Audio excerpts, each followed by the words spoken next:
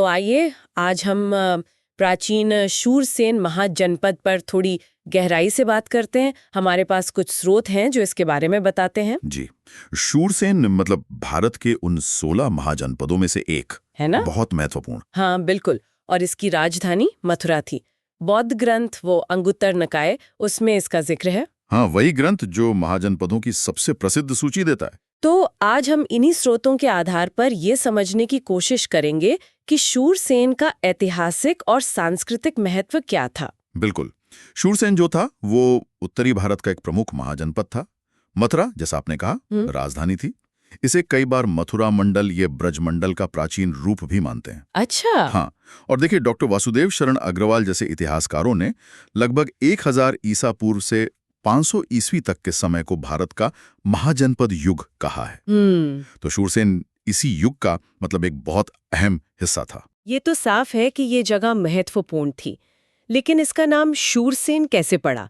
क्या स्रोत इस बारे में कुछ बताते हैं?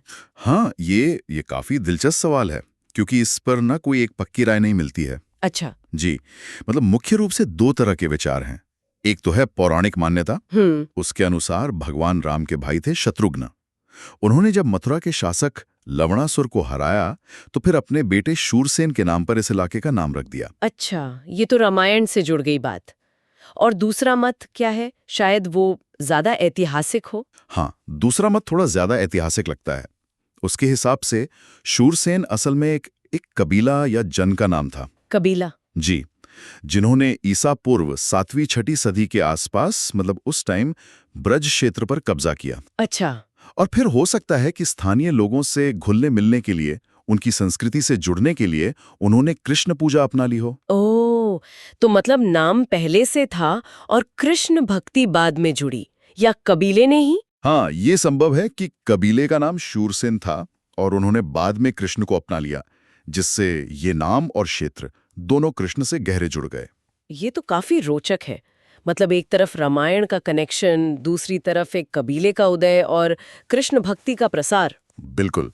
और ऐसा अक्सर होता है इतिहास में। पौराणिक कथाएं और स्थानीय इतिहास वो मिल जाते हैं। सही कहा।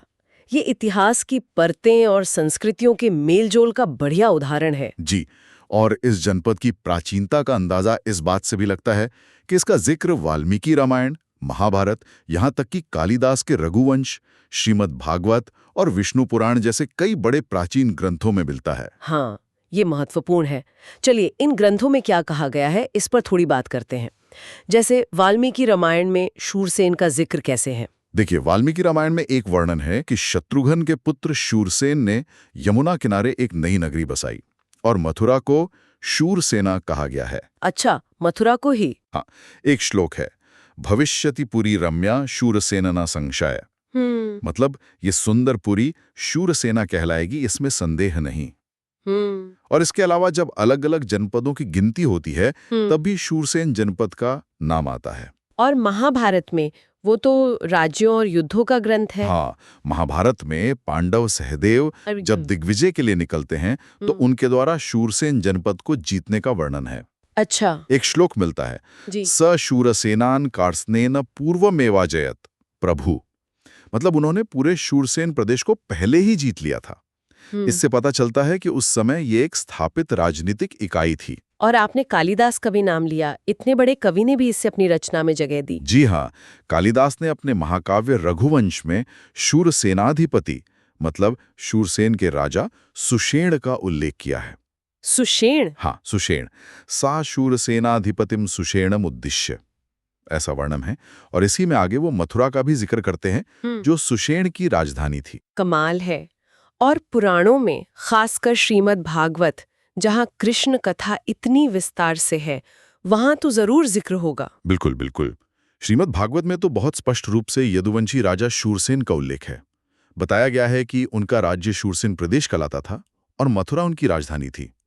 श्लोक है, शूरसेना यदुपतिर मथुरा मावसनपुरी। और आगे ये भी कहा गया है कि मथुरा बाद में सभी यादव राजाओं की राजधानी बन गई और ये वो जगह है जहां भगवान हरि यानी कृष्ण हमेशा निवास करते हैं। यानी कृष्ण की नित्य उपस्थिति। ये राजधानी तत्साबुत सर्वयाद भुजाम, मथुरा भगवान यत्र नित्यम सन्निहितो मरी। ये बहुत महत्वपूर्ण बात है। हाँ, ये तो है। और विष्णु पुराण में भी कुछ है। विष्णु पुराण में भी शूरसेन के निवासियों का जिक्र है। उन्हें शायद शूर कहा गया है। उनका उल्लेख अभीरों के साथ मिलता है, तथा परांता, सौराष्ट्र, शूराभीरा, तथार्बुधा। तो ये सारे साहित्यिक प्रमाण मिलके एक साफ तस्वीर बना रहे हैं। शूरसेन एक स्थापित जनपद था। बिल्कुल। और उसकी राजधानी मथुरा सिर्फ राजनीतिक केंद्र नहीं थी, बल्कि यादव वंश और खास तौर पर कृष्ण से गहरे जुड़ाव के कारण एक बहुत ही महत्वपूर्ण धार्मिक और सांस्कृतिक केंद्र भी बन चुकी थी। एकदम सही। मथुरा का ये जो केंद्रीय स्थान था ना, वो सिर्फ एडमिनिस्ट्रेटिव नहीं था। श्रीमद् भागवत का श्लोक साफ दिखाता है कि यादवों के लिए ये कितनी पवित्र और अहम थी, कृष्ण की उपस्थिति से पावन। प्राचीन भारत के प्रमुख नगरों में से एक। निश्चित रूप से। तो अगर हम संक्षेप में कहें तो हमारे स्रोत यही बताते हैं कि शूरसेन एक प्रमुख प्राचीन महाजनपद था, जिसकी राजधानी मथुरा थी। नाम कैसे पड़ा, इस पर भले ही अलग अलग मत हों जी, लेकिन प्राचीन ग्रंथों में इसका लगातार उल्लेख इसकी गहरी ऐतिहासिक जड़ों, मथुरा के केंद्रीय महत्व और यादव वंश और कृष्ण के साथ इसके अटूट संबंध को पुख्ता करता है। बिल्कुल सही कहा आपने। ये ग्रंथ हमें उस युग की राजनीति, संस्कृति, आस्थाएं, यहाँ एक विचार आता है मन में। ये नामकरण की दो अलग अलग कहानियां हैं, एक रामायण के पात्र से जुड़ी और दूसरी एक स्थानीय कबीले और कृष्ण पूजा से। ये जो अनिश्चितता है, ये हमें ऐतिहासिक कथाएं कैसे बनती हैं, इस प्रक्रिया के बारे में क्या बताती है? अच्छा सवाल है। मतलब कैसे शायद मिथक, लोगों का आना जाना, स्थानीय पहचान, सांस्कृतिक मेलजोल, इन सब की परतें मिलकर वो इतिहास रचती हैं जो हम तक पहुंचता है। और क्या पता इन कहानियों के नीचे और भी परतें दबी हों जिनके बारे में हम अभी जानते ही नहीं।